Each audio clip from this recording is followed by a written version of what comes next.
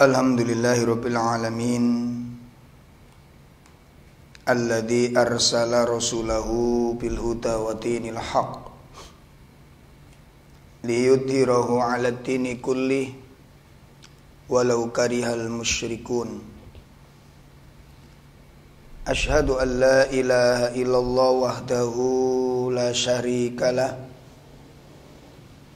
wa asyhadu anna Muhammadan abduhu wa rasuluh. Ya ayyuhalladzina amanu taqullaha haqqa tuqatih wa la tamutunna illa wa antum muslimun.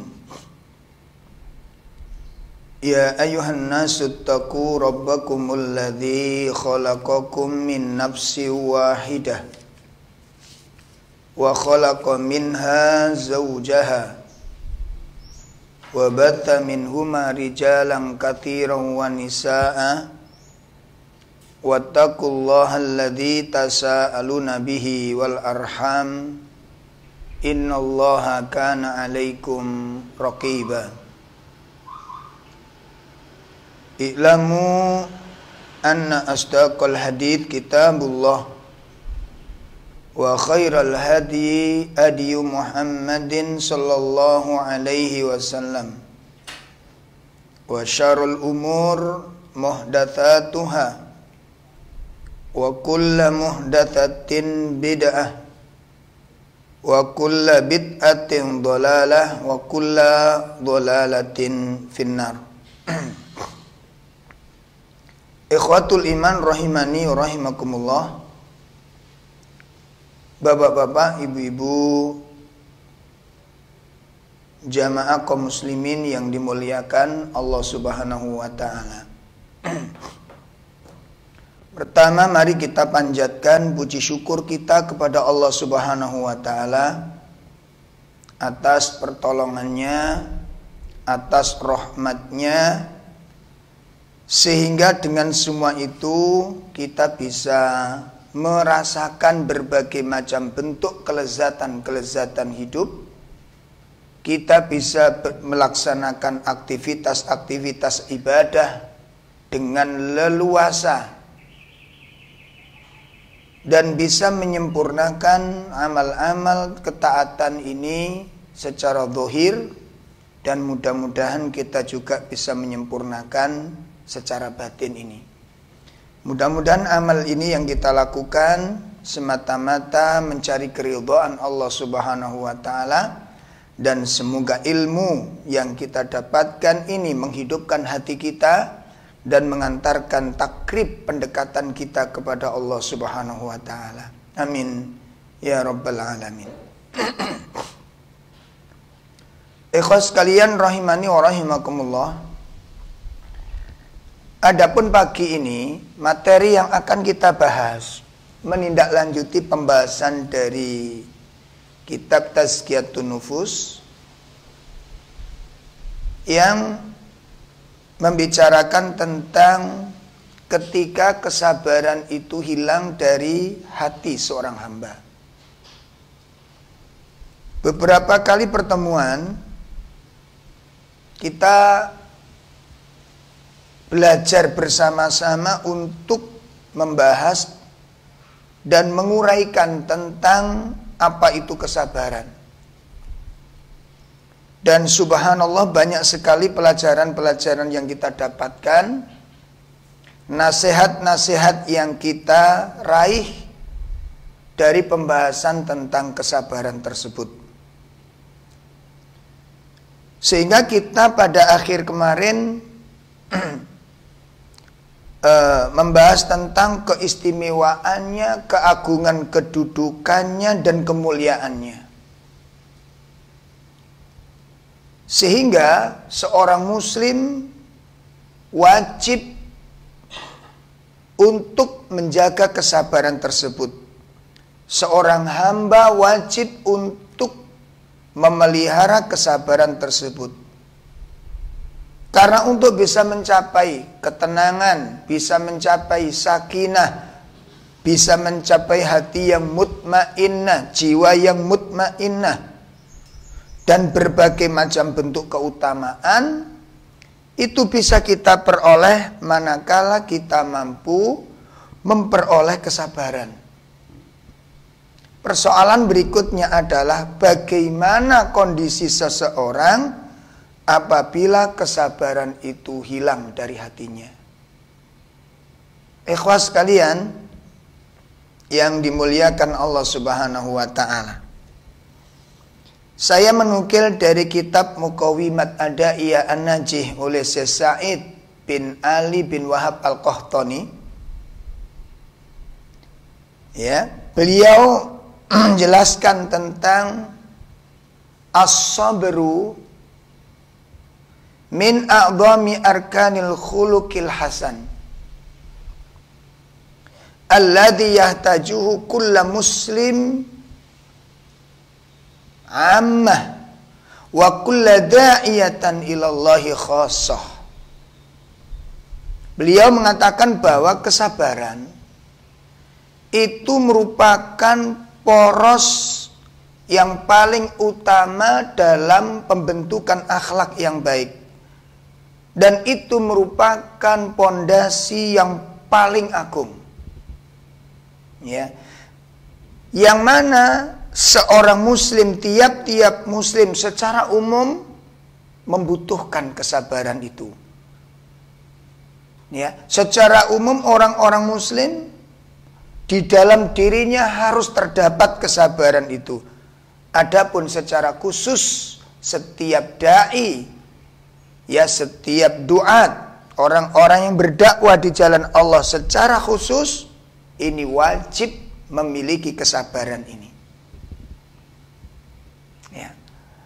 Ada 3 hal yang paling mendasar yang perlu kita perhatikan, di mana pentingnya kita menjaga kesabaran ini, dan kita jangan sampai kehilangan kesabaran ini. 3 perkara ini merupakan perkara-perkara yang paling sulit di dalam ketaatan. 3 perkara ini merupakan amalan-amalan yang paling berat, yang tidak mudah orang meraihnya. Tidak sembarang orang dia bisa mendapatkannya. Makanya nanti kalau ada orang bisa meraihnya, bisa mendapatkannya, maka dia telah mendapatkan keberuntungan dan kesuksesan yang sebenarnya. Dia akan meraih seluruh kebaikan agama ini apabila seseorang mampu mengumpulkan 3 perkara. Dan 3 perkara ini tidak bisa hilang salah satunya. Hilang salah satunya itu akan menjadi cacat. Makanya ketiga-tiganya ini wajib seseorang memahaminya dan kemudian berusaha untuk mendapatkannya, berusaha untuk meraihnya, dan setelah dia dapatkan, dia harus jaga, dia harus pelihara sekuat-kuatnya. Apa 3 perkara tersebut? Yang pertama, al-ikhlas. Ya, tidak ada satupun ulama yang menyatakan bahwa ikhlas itu perkara yang mudah. Tidak ada seorang ulama pun berkata bahwa ikhlas itu mudah. Ikhlas itu perkara yang paling sulit di dalam agama ini. Ya, ikhlas itu ibadah yang terberat di dalam agama ini. Itu yang pertama. Yang kedua, as-sabr. Ini ibadah yang paling sulit, ibadah yang paling berat. Ya, tersiksa orang untuk mendapatkannya ini. Ya. Tersakiti orang-orang yang mengamalkannya, tapi mendapatkan sebuah kekuatan yang sangat menakjubkan. Karena orang yang sabar itu, yang ada yang jelas itu pengorbanan.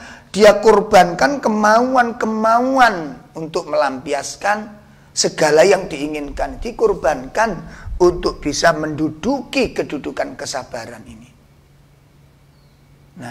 Nah, kesabaran itu merupakan buah dari keikhlasan. Makanya kalau nanti orang itu ibadahnya ikhlas, maka keikhlasan yang dimiliki orang tersebut itu pasti akan melahirkan kesabaran. Dan kesabaran itu akan membuahkan buah yang sangat menakjubkan, yang merupakan tingkat tinggi di dalam agama ini, yaitu istiqomah. Istiqomah. Jadi istiqomah itu buah kesabaran, sedangkan kesabaran itu buah dari keikhlasan. Ikhlas melahirkan kesabaran, kesabaran melahirkan istiqomah. Nah, kalau sudah demikian berarti posisi kesabaran itu merupakan posisi yang terpenting di dalam agama ini. Persoalan yang tidak boleh dibuat mainan. Persoalan yang tidak boleh diremehkan. Maka pagi ini kita akan mempelajari ya, kita akan mempelajari tentang apabila kesabaran ini hilang. Apa dampak buruknya? Apa akibatnya kalau sampai kesabaran itu hilang dari hati seorang muslim? Terutama apabila kesabaran itu hilang dari para duat, ya, orang-orang yang berdakwah di jalan Allah Subhanahu wa taala. Nah, ayyuhal ikhwah rahimani wa rahimakumullah. Sedikit saya tambahkan bahwa kesabaran itu kebutuhan pokok bagi setiap muslim karena seluruh kehidupannya. Ya. Karena seluruh kehidupan seorang muslim itu membutuhkan kesabaran dalam setiap lini kehidupannya. Masya Allah. Ya. Sebagaimana pada saat kita mempelajari tentang anwa'us sabr, tentang macam-macam kesabaran. Yang pertama disebutkan as-sabru ala ta'atillah. Yang pertama adalah sabar di dalam mentaati Allah Subhanahu wa taala.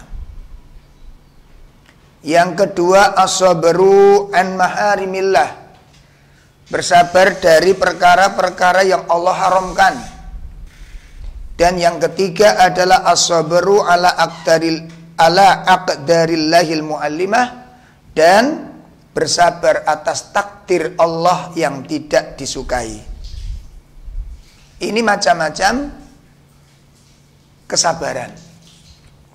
Jadi sudah saya jelaskan, kita tadi sudah jelaskan bahwa kesabaran itu kebutuhan pokok bagi setiap muslim. Karena apa? Karena seluruh kehidupannya itu membutuhkan kesabaran.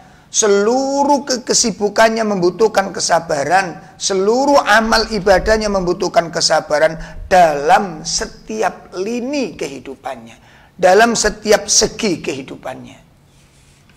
Sekarang coba kita renungkan, jika dalam ketaatan hilang kesabaran. Jika di dalam mentaati agama, di dalam melaksanakan syariat, di dalam menjalankan ketundukan kepada Allah ini, kesabaran kita hilang. Apa yang akan terjadi? Pertama, terputusnya istiqomah di dalam ketaatan. Ini pertama.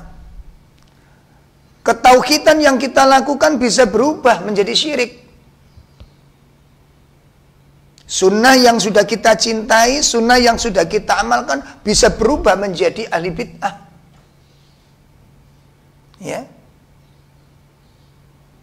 Ketaatan yang kita jalankan itu bisa berubah menjadi kemaksiatan.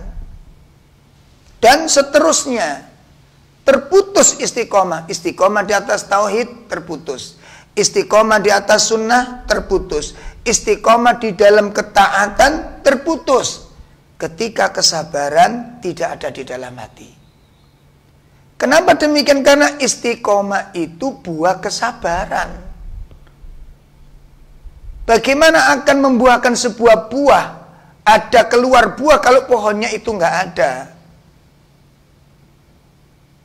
Ya. Buah itu ada karena ada pohon. Nah, pohonnya istiqomah itu kesabaran. Pohonnya kesabaran itu ikhlas. Maka pohon keikhlasan akan melahirkan buah kesabaran. Kesabaran akan membuahkan istiqomah. Maka ketika kesabaran, ketaatan tidak diikuti dengan kesabaran, apapun bentuk ibadahnya itu akan terputus. Nah, sementara kita tahu yang namanya istiqomah itu merupakan perkara yang harus benar-benar dijaga di dalam keislaman ini. Ya, kita tahu istiqomah itu suatu perkara yang harus dijaga oleh seorang muslim di dalam keislaman ini. Allah Subhanahu wa taala menyatakan di dalam firman-Nya, bisa kita lihat di dalam surat 11 ayat 112. Ya, surat Hud ayat 112. Allah tabaraka wa taala menyatakan fastaqim kama umirta. Ya, wa man taba ma'aka wa la tatghaw innahu bima ta'maluna khabir. Ya, Allah tabaraka wa taala menyatakan fastaqim kama umirta. Hai Muhammad, beristiqomalah kamu, ya, tetap teguh engkau seperti yang diperintahkan Allah kepadamu. Ya, seperti yang Allah wasiatkan kepadamu, engkau istiqomah di atas perintah tersebut. Wa man taba, begitu juga dengan orang-orang yang bertaubat, yang mengikutimu. Wala tatghaw, dan jangan engkau melampaui batas. Ini perintah dari Allah untuk istiqomah di dalam mentaati perintah-perintah Allah Subhanahu wa taala.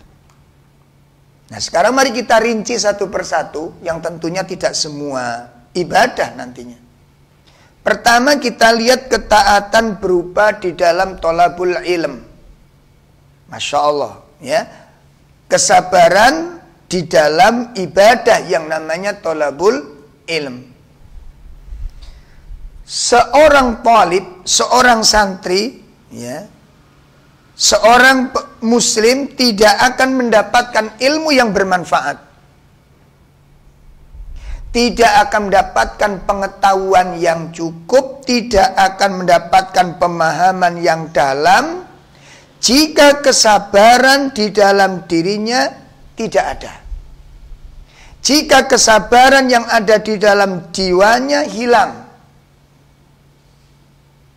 baik dia mempelajari Al-Quran, baik dia mempelajari tentang hadis, baik mempelajari tentang akidah, baik mempelajari tentang fikih, ini semua mempelajari Al-Quran, mempelajari hadis, mempelajari fikih, mempelajari tentang akidah, ini semua bisa diraih oleh seorang muslim, ya, bisa didapat oleh seorang muslim ketika seseorang itu bisa melampaui tahapan-tahapan yang panjang.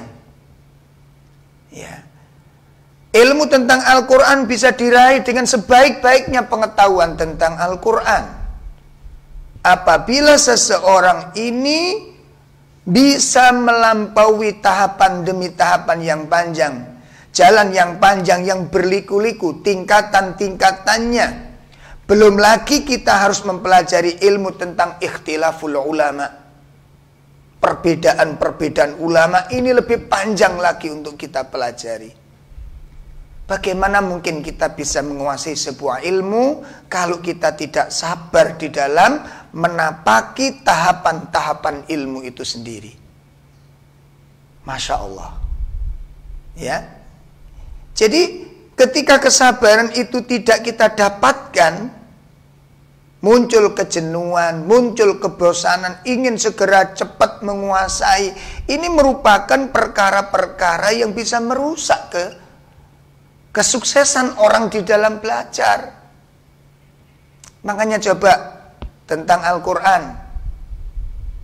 Kalau awal-awal ada pembelajaran tarjim Al-Quran itu biasanya kalau baru permulaan itu murid-muridnya banyak.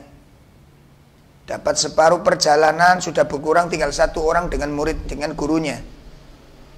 Kenapa demikian? Itu karena kesabaran sudah tidak ada lagi. Faktornya bermacam-macam. Intinya di situ, intinya kita tidak sabar di dalam mengikuti arus perjalanan yang dituntut oleh seorang ahlu ilmu. Thalabul ilm. Talib, seorang pencari ilmu, tidak akan mendapatkan ilmu yang luas, tidak akan mampu mengarungi ilmu yang dalam apabila di dalam dirinya tidak memiliki kesabaran ini. Masya Allah. Masya Allah. Tepat apa yang dikatakan oleh Imam Asy-Syafi'i rahimahullah ta'ala ketika beliau mengatakan, akhi, lan tanalal ilm illa bisittatin. Wahai saudaraku, kata Imam Syafi'i, engkau tidak akan bisa mendapatkan ilmu yang bermanfaat kecuali dengan 6 cara, kecuali dengan 6 perkara.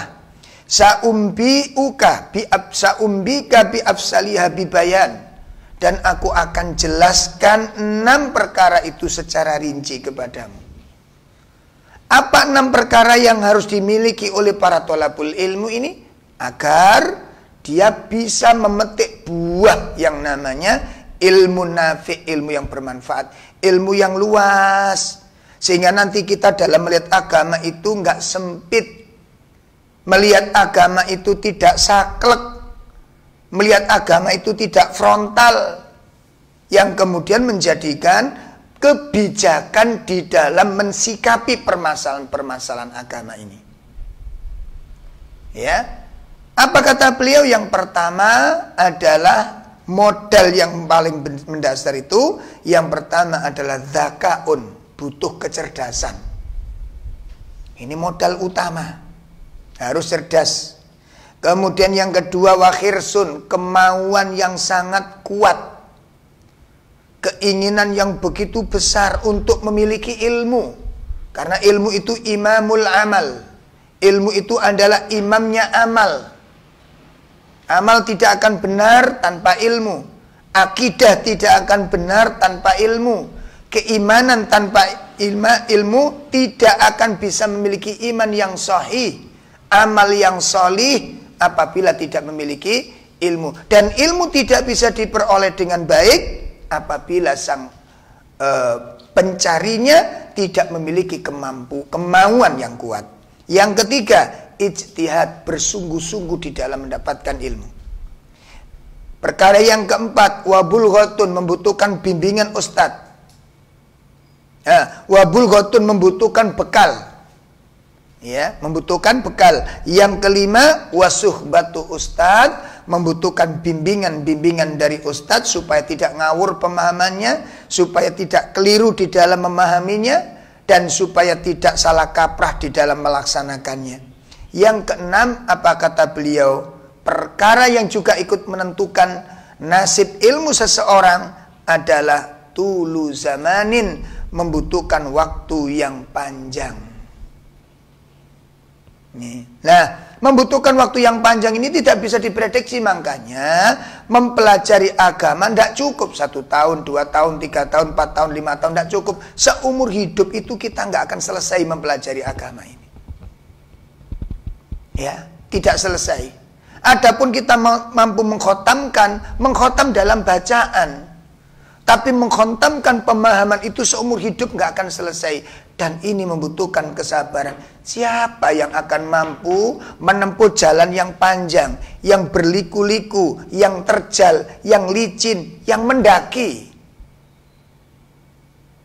Ya, kalau orang itu tidak memiliki kesabaran, ini baru ketaatan dalam mencari ilmu. Taat kepada Allah membutuhkan kesabaran.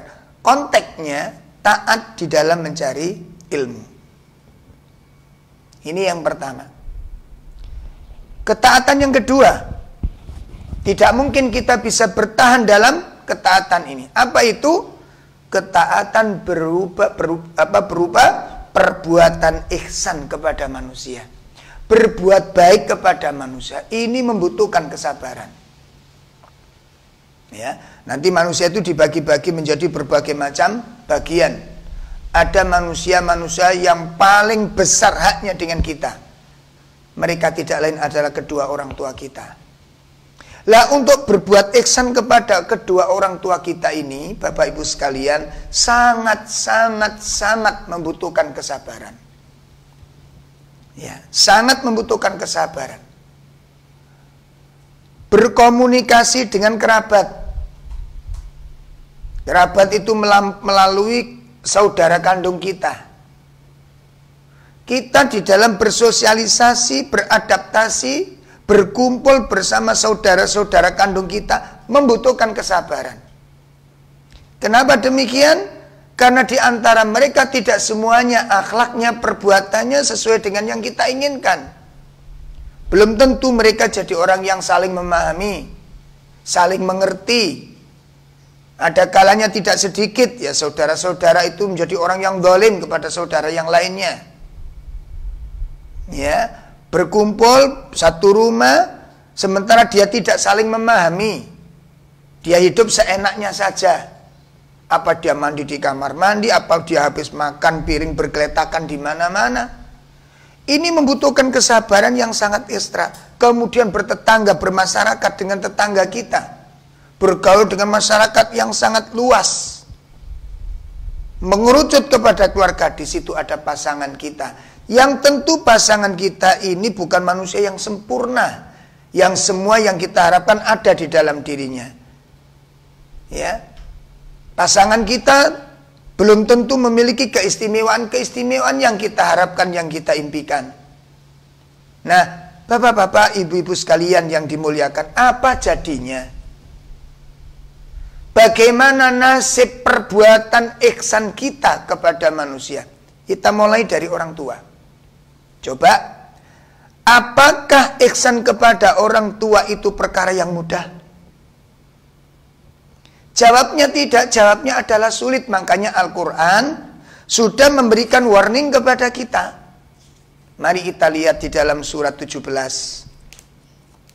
Ya, di dalam surat 17 dari mulai ayat 23 sampai ayat 24. Allah Subhanahu wa taala menjelaskan tentang liku-liku ujian bagi seorang anak untuk tetap menjaga kesabarannya di dalam menjaga ketaatan kepada orang tua ini. Allah tabaraka wa ta'ala menyatakan, a'udzubillahi minasyaitonir rajim. Wa qadha rabbuka alla ta'budu illa iyyahu wa bil walidaini ihsana. Imma yablughanna indakal kibara ahaduhuma aw kilahuma fala taqul lahuma uffin wala tanharhuma wa qul lahuma qawlan karima. Waqfid lahuma janaha dhulli minar rahmah wa qur rabbirhamhuma kama rabbayani shaghira. Allah Subhanahu wa ta'ala menyatakan di dalam ayat 23, dan Rabbmu telah memerintahkan agar kamu menyembahnya, agar kamu jangan menyembah selain Allah. Dan hendaklah berbuat baik kepada ibu bapakmu. Jika keduanya atau kedua-duanya sampai pada usia lanjut dalam pemeliharaanmu, maka sekali-kali janganlah engkau mengatakan kepada keduanya dengan perkataan ah, dan janganlah engkau membentak keduanya, dan ucapkanlah kepada keduanya dengan perkataan yang baik. Pemirsa sekalian, ini warning dari Allah Subhanahu wa ta'ala. Ayat ini peringatan bagi setiap kaum muslimin yang hendak ingin mengabdikan kepada Allah, yang ingin mentaati Allah, tunduk dengan syariatnya melalui berbuat ihsan kepada kedua orang tuanya. Kenapa Allah Subhanahu wa ta'ala menyebutkan imma yablughanna indakal kibaru ahaduma aw kilahuma? Ya, hendaknya engkau berbuat baik kepada kedua orang tuamu, terutama ketika kedua orang tuamu itu salah satunya sudah lanjut usia atau bahkan kedua-duanya sudah lanjut usia. Warning kalimat berikutnya adalah jangan sekali-kali engkau berkata ah kepadanya. Kalimat A ini kalimat yang menunjukkan bahwa anak nggak setuju dengan perbuatan orang tua. Anak tidak suka dengan tingkah laku orang tua. Tapi dikatakan dengan ucapan yang yang sirri, yang orang tuanya tidak terdengar. Kalimat mengeluh dari sang anak tidak cocok dengan sifat orang tuanya. Allah larang. Kenapa ada ayat seperti ini? Ini menunjukkan pemirsa sekalian bahwa orang tua itu akan melakukan sebuah tindakan-tindakan yang tidak disenangi oleh anaknya sebagai ujian dari Allah buat anaknya. Jadi bukan kebetulan orang tua itu punya sifat begitu, tidak. Tapi Allah berikan sifat-sifat itu kepada orang tua untuk menguji anak. Bagaimana dia akan merawat orang tuanya. Bagaimana dia akan berbuat baik kepada orang tuanya. Bagaimana dia berbakti kepada Allah Subhanahu wa ta'ala melalui orang tuanya. Sementara orang tuanya itu memiliki sifat-sifat yang tidak baik, yang dia tidak sukai. Pertanyaannya, kesabaran macam apa yang harus dimiliki? Bisakah kita menahan lisan kita untuk tidak berkata ya, atau sejenisnya yang menunjukkan kita ini sambat? Gak cocok ini perbuatan ibu, gak cocok perbuatan ayah, gak benar sikap bapak ibu ini. Bisakah kita bertahan untuk tidak mengatakan kata-kata ya, Masya Allah. Maka disinilah ayol ikhwah kesabaran. Coba sekarang kalau satu misal anak sudah tidak sabar lagi dengan sikap orang tuanya, yang mungkin gampang marah, yang mungkin gampang tersinggung, ya, yang kemudian orang tua itu banyak bicara, banyak protes pada anaknya, banyak nasihat-nasihat disampaikan. Pertanyaannya, bisakah kita bersabar? Ketika kesabaran ini sudah tidak ada di hati anak, apa yang terjadi? Inilah yang saya katakan awal tadi. Ketika istiqomah apa? Istiqomah di dalam birrul walidain. Hari itu, ketika hati kesabaran itu pergi dari hati kita, ketika kesabaran itu pergi meninggalkan kita, hari itu hari pertama kita bermaksiat kepada Allah, durhaka dengan orang tua. Apa kita bilang? Wes gak sabar, wes gak kuat. Kalimat ini yang akan keluar. Kalimat ini yang akan kita katakan untuk membenarkan kedurhakaan kita kepada orang tua tersebut. Masya Allah ayol ikhwah. Coba kalau ini tidak ada kesabaran, apa yang terjadi? Bisakah kita mengatakan wa qul lahuma qaulan karima, ucapan dengan ucapan yang mulia pada orang tuamu, sementara perbuatan orang tua ini sangat menjengkelkan anaknya? Ya, seperti orang tua yang sudah lanjut usia, sakit-sakitan, tidak boleh makan ini, dia malah beli sendiri, dimasak sendiri. Kira-kira kita bunyi apa diem? Komentar apa istighfar? Masya Allah, Masya Allah. Ketika kesabaran tidak ada, terputus istiqomah. Hari itu kita berhenti untuk taat kepada orang tua. Ya, hari itu kita akan berhenti untuk sopan pada orang tua. Kita langgar ayat tersebut. Bahkan ayat berikutnya mengatakan waqfid lahuma. Ya, waqfid lahuma, apa? Rendahkan dirimu kepada keduanya ini. Bisa nggak kita merendahkan diri kepada orang tua, di mana pada saat orang tua ini berbuat durhaka? Makanya kita katakan kesabaran macam apa yang harus kita miliki. Tapi ketika kesabaran itu tidak ada, ketika kesabaran hari itu, ayat ini sudah tidak kita kenal lagi perintahnya. Waqfid lahuma janahad dzulli minar rahmah. Rendahkan dirimu kepada kedua orang tuamu dikarenakan dengan penuh kasih sayang. Hilang. Gak boleh berbuat begini malah dia berbuat. Yang gak boleh malah dilakukan. Yang dilarang malah dijauhi. Yang dilarang malah dijalankan. Ya. Yang diperintahkan malah dijauhi. Coba bayangkan. Ketika kesabaran itu hilang, apa yang akan terjadi? Kata-kata apa yang kita ucapkan pada orang tua? Sikap yang bagaimana yang kita akan tampakkan di hadapan orang tua? Yang kita suguhkan pada orang tua? Maka tidak sedikit ibu-ibu, bapak-bapak sekalian, di mana ada anak yang memiliki kekayaan yang banyak tapi tidak sanggup merawat orang tuanya. Tidak bersedia ditempati orang tuanya. Kenapa? Bukan tidak mampu, tetapi kesabaran tidak ada di dalam jiwanya. Masya Allah, ini kalau kita dengan orang tua. Lalu bagaimana dengan pasangan? Suami diuji oleh Allah dengan akhlak yang istri yang tidak baik. Kekurangan-kekurangan di dalam agamanya. Perbuatan-perbuatan tercelanya. Begitu juga sang istri diuji oleh Allah dengan kekurangan-kekurangan suaminya. Budi pekerti suami yang tidak sesuai dengan syariat. Ibadah suami nggak sesuai dengan sunnah. Akidah suami yang nggak cocok dengan akidahnya para nabi dan para rasul. Ya, coba ketika sang istri melihat kekurangan-kekurangan yang begitu banyak pada suami ini, dan ketika dia tidak kuat untuk menjaga kesabaran, ya, ketika dia sudah tidak siap lagi menahan diri untuk sabar, apa yang terjadi? Ketika kesabaran itu hilang dari seorang mukmin,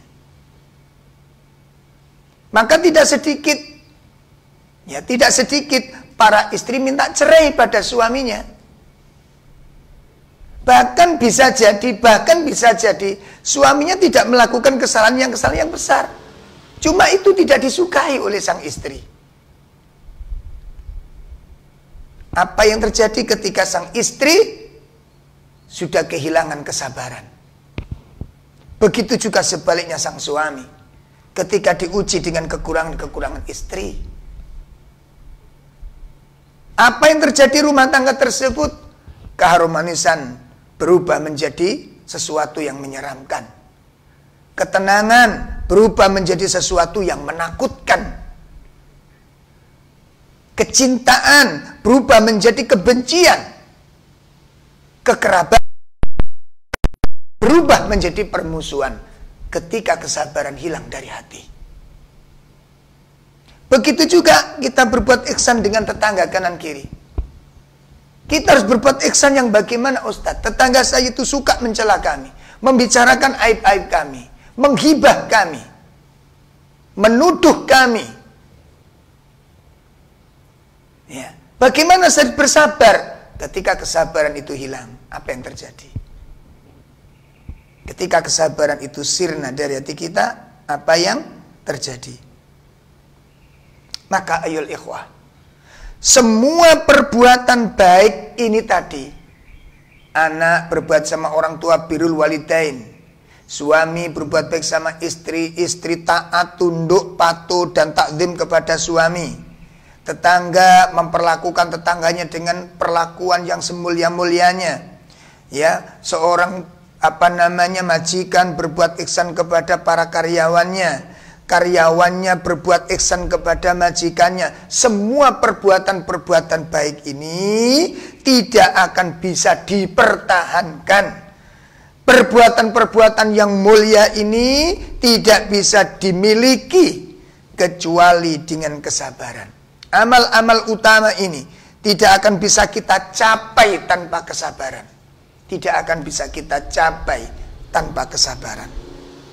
Oleh karena itu Rasulullah Sallallahu Alaihi Wasallam menyebutkan dalam sebuah hadis. Perhatikan hadis ini. Al-mu'min alladhi yukhalitun nasa wa yasbir ala adahum khairun minal mu'minil ladhi la yukhalitun nas wa la yasbiru ala adahum. Hadis ini diriwayatkan oleh Imam Ahmad dari sahabat Ibnu Umar. Rasulullah SAW menyatakan orang mukmin yang bergaul dengan manusia. Namanya bergaul itu ya bercampur di dalam satu masyarakat. Dia mendatangi rumah tetangganya, dia berziarah ke tetangga masyarakatnya, dia sapa, berinteraksi dengan baik dengan masyarakat, namanya yukhalit.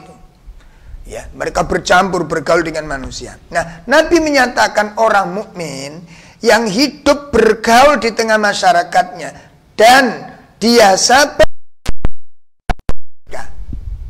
Nah, dia sabar atas gangguan-gangguan dari tetangganya, gangguan dari manusia di sekitarnya, dia sabar dengan gangguan itu lebih baik kata Rasulullah.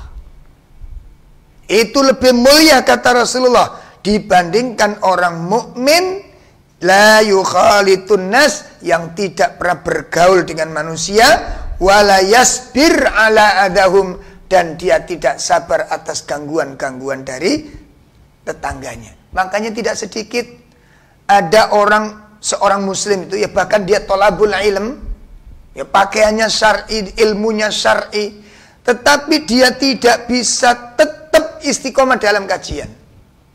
Dia tidak bisa tetap dalam satu tempat dalam kajian. Ya, hadir dia dalam kajian, nggak cocok dengan sedikit dengan jamaah di situ, pindah cari pengajian yang lain. Oh, ditemukan di sana kayaknya ada majelis yang cocok, orang-orangnya terbuka, orang-orangnya gerapyak, orang-orangnya santun. Hari pertama kita datang, senang kita di dalamnya. Yang namanya manusia itu tidak bisa seperti itu selamanya, ikhwah. Ternyata ada saja 1-2 orang yang usil kepadanya. Karena dia tidak sabar dengan usilan itu, dia tinggalkan majelis yang kedua. Dia cari majelis yang ketiga. Supaya apa? Dia intinya apa sih di sini? Dia menghindari persoalan-persoalan. Dia menghindari gangguan-gangguan. Dia tidak nyaman kalau di situ ada gangguan ketika mencari ilmu. Dia tidak merasa tenang untuk mendapatkan ilmu dan nasihat. Kalau dia melihat di jamaah situ itu ada beberapa orang yang suka menyakiti atau mungkin menyinggung perasaannya, maka dia terus mencari majelis-majelis. Mungkin di muka bumi ini ada majelis yang tidak punya masalah, maka dia temukan. Akhirnya apa? Dia putuskan, saya sementara. Ternyata pindah dari satu tempat ke tempat yang lain, hadir di kajian yang satu dengan yang lain, masyarakatnya, karakternya di mana-mana sama saja. Itulah manusia. Makanya sebenarnya bukan itu yang harus kita lakukan. Bukan mencari majelis taklim yang nggak ada masalahnya. Bukan mencari majelis taklim yang orang-orang itu baik semua. Nggak akan ketemu sampai kiamat. Kecuali Anda bermajelis dengan para malaikat. Anda mencari kemana lagi setelah ini, ayo ikhwah. Sebenarnya yang perlu kita persoalkan itu bukan orang-orang di majelis itu yang kadang suka usil, yang kadang suka ini, yang kadang kejelekannya di situ. Ini kalau kita temukan tidak akan pernah ketemu, dan kita tidak mungkin bisa bermasyarakat dan bersosial. Persoalannya itu ada pada diri kita. Problemnya itu ada di dalam diri kita sendiri. Apa itu? Kurangnya dan minimnya kekuatan sabar. Itu sama tadi saya katakan, suami istri nggak cocok, cerai. Terus kenalan lagi dengan orang lain, kok kelihatannya ini cocok, kok kelihatannya nyambung. Dikenalkan, diteruskan, dikhidbah, kemudian dinikahi. Hari pertama, bulan pertama, tahun pertama, no problem. Masuk tahun kedua pasti ada masalah. Nggak cocok akan ketemu, nggak sinkron akan ketemu, nggak saling memahami akan ketemu. Minta cerai lagi karena dia tidak siap dengan itu. Berapa kali kita akan merencanakan pernikahan, mencari makhluk yang selalu cocok, nggak akan ketemu. Kuncinya bukan pada pasangan-pasangan. Si fulan kemarin kekurangannya ini, suami yang kedua itu kekurangannya ini, suami yang ketiga ini kelemahannya sini. Kalau itu yang kita lakukan, kita ingin memiliki suami yang berapa? Problemnya itu bukan pada suami-suami tersebut. Begitu juga para suami ketika menceraikan, kok istri yang ini pertama ini kok kayak begini akhlaknya. Cari yang lain, cerai dia. Cari yang mungkin tidak memiliki kelemahan itu. Ternyata dia temukan, ini memiliki yang saya cari. Dia mendapatkan, memiliki keutamaan yang saya rindukan. Ketemu, apa dia sempurna? Tidak. Satu saat akan keluar kelemahannya. Ini manusia, ayo ikhwah. Makanya problemnya itu bukan pada orang-orang di sekitar kita. Tapi problem itu ada di dalam diri kita masing-masing. Ini tantangan berbuat ihsan. Butuh kesabaran. Ketika kesabaran itu hilang, pasti kita akan terputus dari istiqomahnya berbuat baik kepada semua orang yang ada di sekitar kita. Masya Allah. Kemudian bentuk ketaatan yang ketiga, setelah berbuat ihsan, yang ketiga adalah ketaatan berupa dakwah. Masya Allah, ini lebih besar lagi kebutuhan kesabaran ini. Ya, jadi kesabaran di dalam dakwah itu membutuhkan kebutuhan yang berlipat-lipat. Bukan cuma 2 kali lipat, bukan cuma 3 kali lipat, tapi berlipat-lipat yang banyak. Kenapa demikian? Pertama, karena jalan dakwah itu sangat amat panjang. Coba kalau kita melakukan perjalanan yang sangat amat jauh, apa yang terjadi? Lelah. Apa yang terjadi? Capek. Apa yang terjadi? Risau. Jalan ini sangat panjang sekali sehingga kita ingin cepat-cepat nyampe. Jamaah sekalian, terutama pada saudara-saudaraku yang mendapat amanah untuk berdakwah ini. Berdakwah ketika hanya menyampaikan dalil itu mudah. Berdakwah ketika menyampaikan hadis, menyampaikan Al-Quran, Al-Qurannya ini, babnya ini, hadisnya ini, selesai. Kalau itu hanya ceramah demikian, itu mudah. Tapi persoalannya dakwah ini, ayyuhal ikhwah, merubah pola pikir manusia. Yang mana manusia itu sudah punya pola pikir tersendiri sebelum datangnya dakwah itu. Merubah jalan hidup, merubah karakter, merubah kebiasaan, merubah sifat. Orang sudah punya kebiasaan ngomong kasar. Kita rubah menjadi orang yang ngomongnya lembut. Ini butuh waktu. Dan setiap orang tidak sama percepatan perubahannya itu. Merubah sebuah keyakinan yang tidak benar menurut Al-Quran. Kita tuntun, kita ajar supaya akidahnya benar, keyakinannya benar, mentauhidkan Allah Subhanahu wa taala, meninggalkan kesyirikan. Ini bukan mindah batu bata dari satu tempat ke tempat lain. Bukan mindah piring dari satu meja ke meja yang lain. Bukan mindah sepatu dari lantai ke atas, bukan mindah topi dari atas ke bawah. Bukan, ini berhadapan dengan manusia. Yang mana sebelum kita datang, sebelum kita ajari, dia sudah punya keyakinan yang diyakini itu benar, padahal itu salah. Apa yang kita lakukan? Makanya teman-teman, kadang-kadang sebagian para duat, ya, dengan adanya kondisi seperti ini, sementara kita tahu ini perbuatan buruk, ini perbuatan jelek, ini perbuatan mungkar, ini penyimpangan dan kesesatan. Jawabnya benar, itu memang benar. Yang antum ucapkan itu benar, dia memang keliru. Harus dirubah. Permasalahannya, bagaimana cara merubahnya ini? Mari kita simak bagaimana Rasulullah SAW berdakwah. Mensikapi kebatilan, mensikapi kesalahan, mensikapi penyimpangan. Apa yang dilakukan oleh beliau? Tahapan demi tahapan itu dilakukan. Satu langkah demi satu langkah, satu inci demi satu inci dimasukkan. Dirubah pola pikirnya, mindsetnya dibenahi, cara berpikirnya dibenahi, pembekalan ilmu disampaikan, didukung lagi dengan apa? Akhlak yang baik. Makanya Syekh Salim Id Al-Hilal di dalam kitab Bahjatul Nadhirin menyatakan, seorang dai ketika mendakwai umat ini itu seperti dokter mengobati pasien. Ya, itu yang dijelaskan oleh beliau.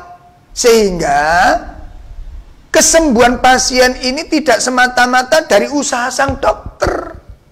Apa artinya dokter? Dia semangat untuk menyembuhkan. Dia kasih tip-tip. Dia terapi, ditunjukkan cara terapi yang terbaik. Dikasih obat resep yang sangat luar biasa. Kalau pasiennya sendiri tidak ingin sembuh, apa pengaruh obat dari sang dokter? Oleh Oleh karena itu sang dokter harus pinter-pinter bekerja sama dengan pasien. Supaya pasien ini sembuh dari penyakitnya. Apa itu butuh kerjasama? Dia harus dibantu oleh pasiennya. Untuk apa? Taat dengan anjuran sang dokter. Kan nggak semua pasien demikian. Lantas kalau dia tidak taat dengan kita tinggalkan begitu saja. Sudah, ini nggak bisa diramut. Sudah, ini nggak bisa dinasihati. Ini sudah nggak bisa menerima dakwah. Kita tinggalkan saja begitu. Kalau demikian cara dakwah kita, tidak akan pernah kita temukan bagaimana Nabi Nuh mendampingi masyarakatnya selama 950 tahun. Dan beliau sambat kepada Allah, bukan kepada manusia. Dia curhat kepada Allah Subhanahu wa ta'ala atas beban yang begitu berat. Masya Allah. Ini jalan dakwah, ayo ikhwah. Panjang, sehingga membutuhkan kesabaran. Yang kedua apa? Seorang dai ketika tidak memiliki kesabaran, ya, jadi makanya tadi seorang dai ketika tidak memiliki kesabaran, maka seorang dai tidak akan tidak akan bisa menjadi qudwah. Yang masih banyak kita belum memiliki pemahaman ini. Pemirsa sekalian, ibu-ibu, bapak-bapak, kita semuanya dai. Jadi kalau kita sebutkan dai itu semuanya kita kena. Ya, suami dakwah di rumahnya, istri dakwah di rumahnya, seorang dai. Seorang dai itu tidak akan bisa menjadi qudwah, menjadi panutan secara mutlak di dalam kebaikan apabila kesabaran tidak ada di dalam dirinya. Satu hal yang hilang dari pola pikir para duat di zaman sekarang. Satu hal yang dilupakan oleh para duat di zaman sekarang. Apa itu?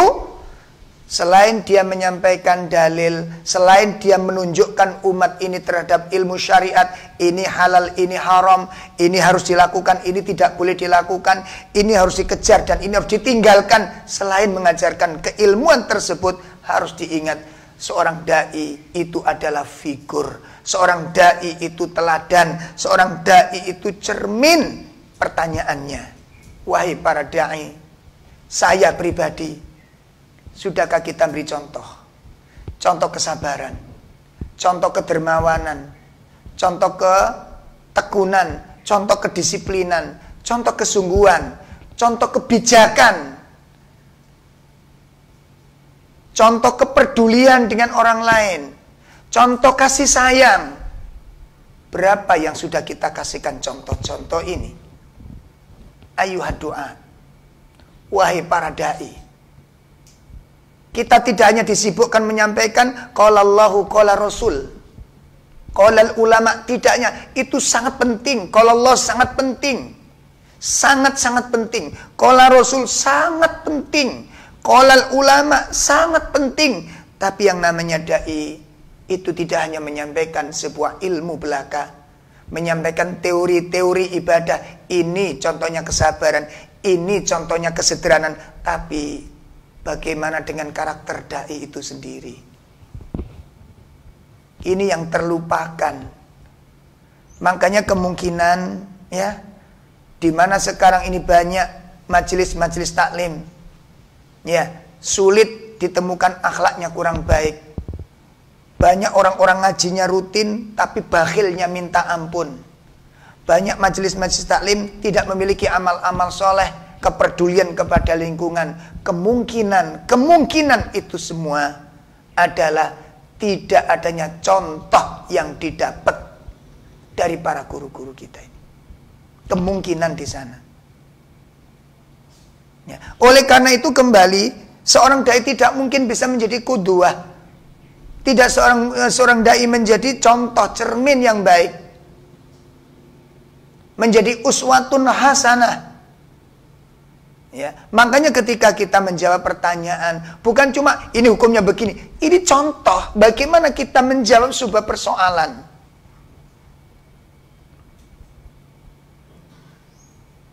Ayo al-ikhwah, Ini persoalan yang sangat amat serius di dalam beragama.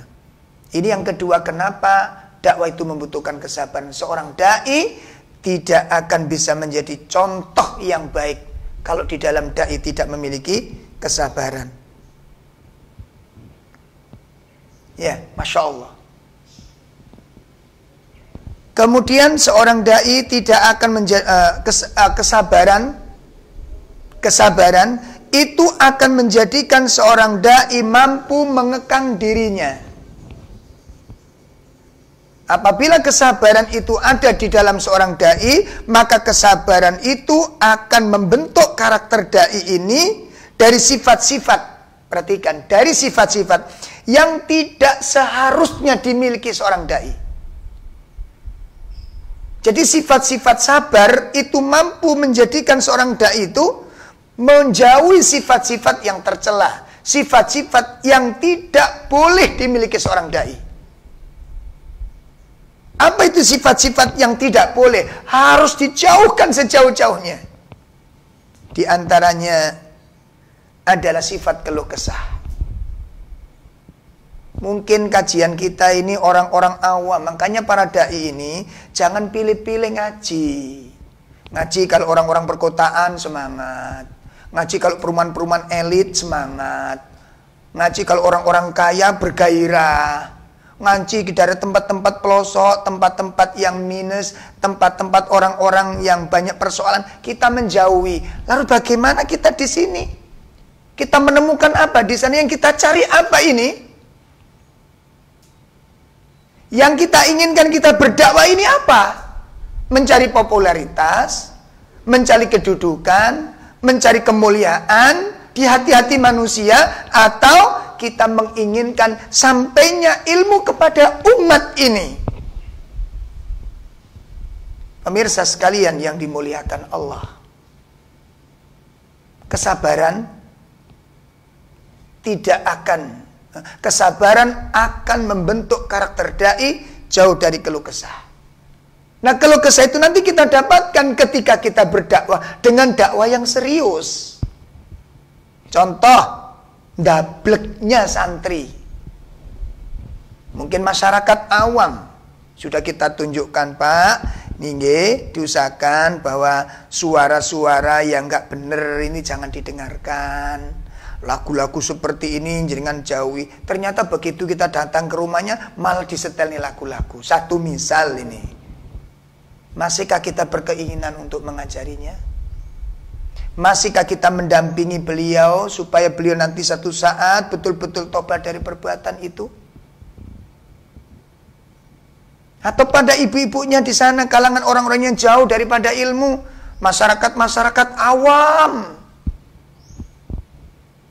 ya, pendidikannya rendah, ekonominya rendah, tetapi Allah itu tidak ada bedanya orang kaya dengan orang miskin, orang kota dengan orang desa, punya kewajiban yang sama, tanggung jawab yang sama. Tugas seorang dai di sini. Begitu kita datang, kita ajarkan wajibnya menutup aurat. 1 kali, 2 kali, 3 kali kita datang ke sana. Oh nggih Ustaz, nggih, ternyata begitu kita datang ke sana masih saja keluar tanpa menutup auratnya. Kita tanya, ibu-ibu punya jilbab? Punya. Kenapa kok dipakai? Belum siap Ustaz. Ada yang saya malu Ustaz, saya minder Ustaz, saya nggak pede Ustaz, kan saya belum bisa baca Quran Ustaz. Kalau saya ingin Ustaz tapi dicaci sama orang, banyak sekali alasan sehingga mereka tidak mengenakan dalam waktu seperti itu. Mungkin bahkan kali kita 1 tahun berdakwah, ibu-ibu yang kita dakwah tetap saja nggak mau hijabnya. Kita tetap dakwah di situ atau kita tinggalkan, cari tempat yang subur.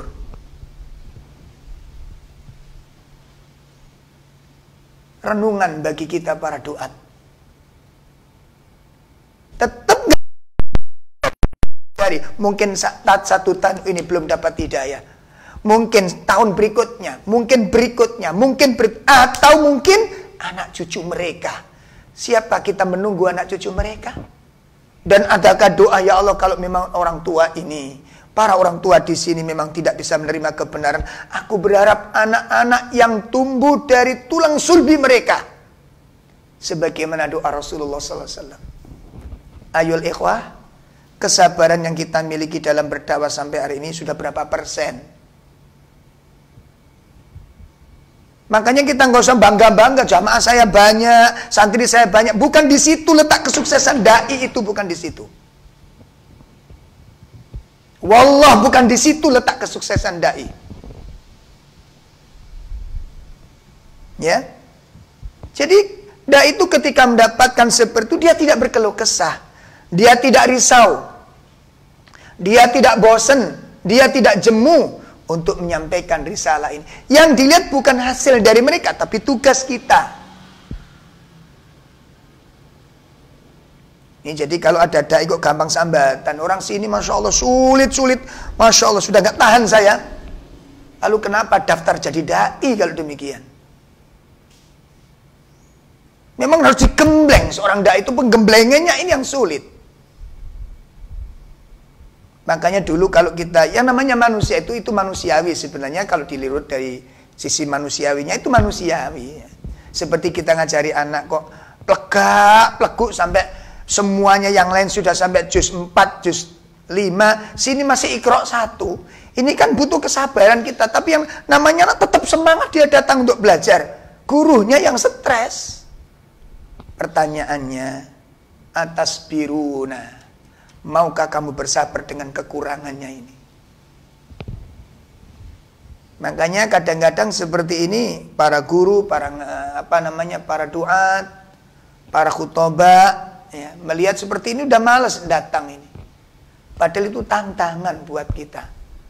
Jadi kalau kita datang dengan murid-murid yang taat, murid-murid setia yang mudah dirubah, itu senang sekali kita ngajar itu. Tapi begitu berhadapan dengan murid-murid yang bulet, murid-murid yang cengkal, kalau orang bahasa Jawanya bilang itu, nggak berubah tapi ngeyelan, itu ya Allah tantangan buat kita. Seakan aku sudah ganti aja dengan ustadz yang lain. Kita cari yang mudah-mudah untuk diatur, yang subur lahannya di sana untuk mendapatkan kemuliaan-kemuliaan duniawi. Masya Allah, ini ketika kesabaran sudah tidak ada.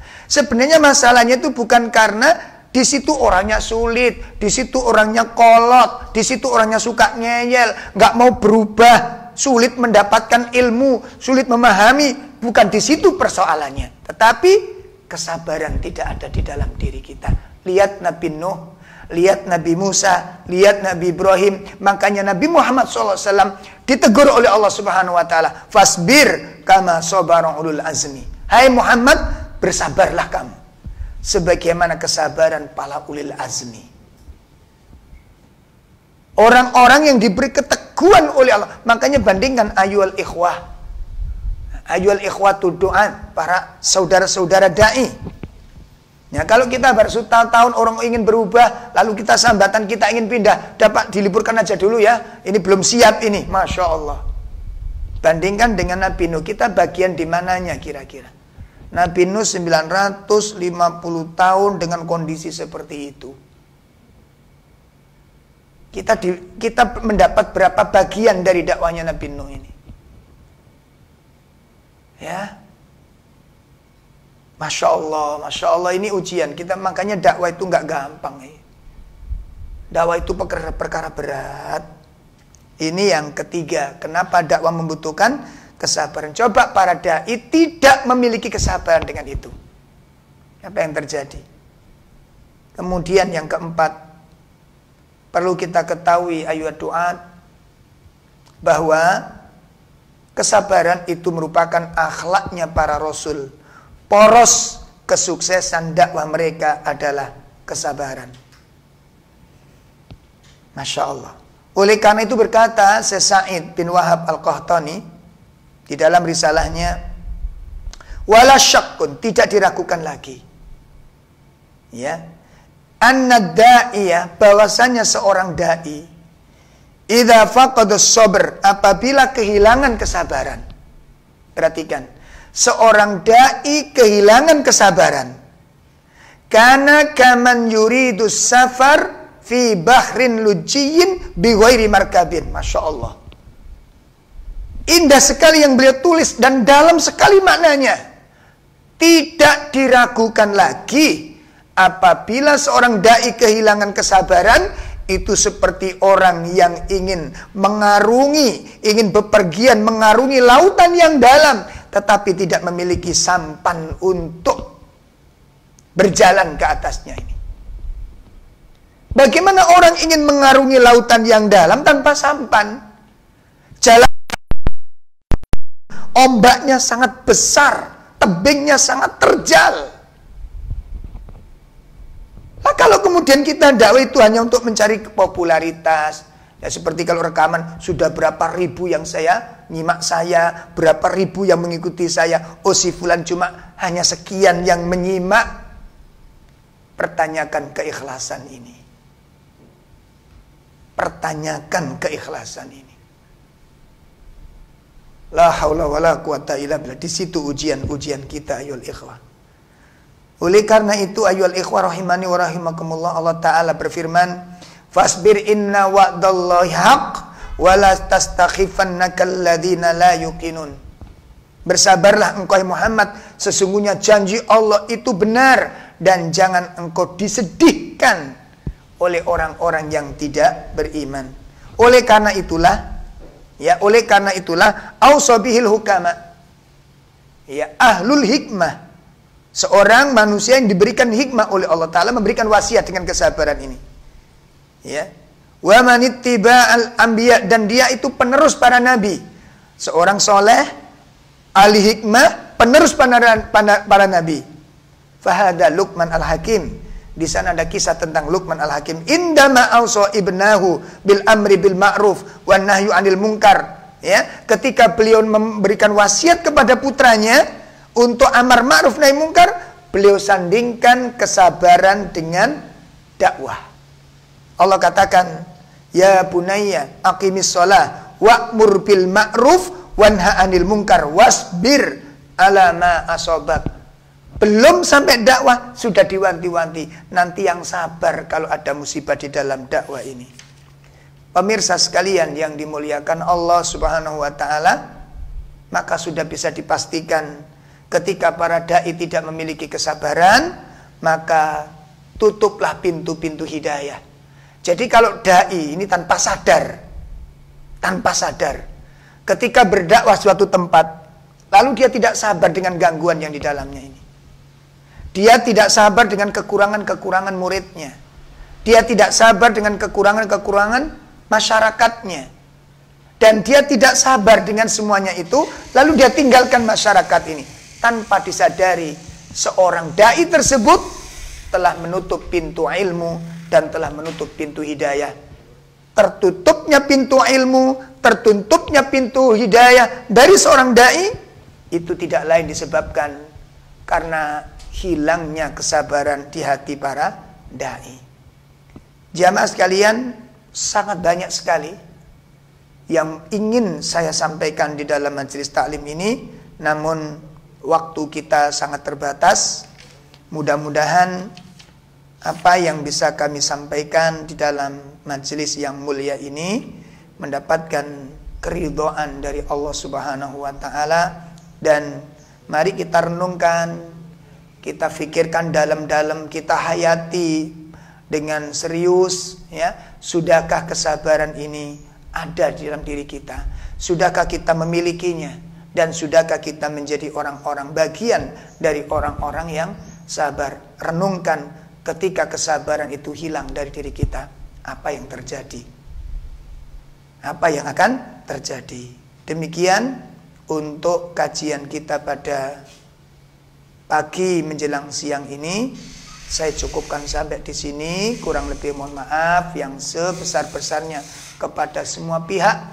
Barangkali ada kalimat, ada kata yang mungkin kurang sesuai, ya, yang perlu dibenahi, mohon dimaafkan dan mohon nasihat-nasihat baiknya untuk memperbaiki diri saya pribadi.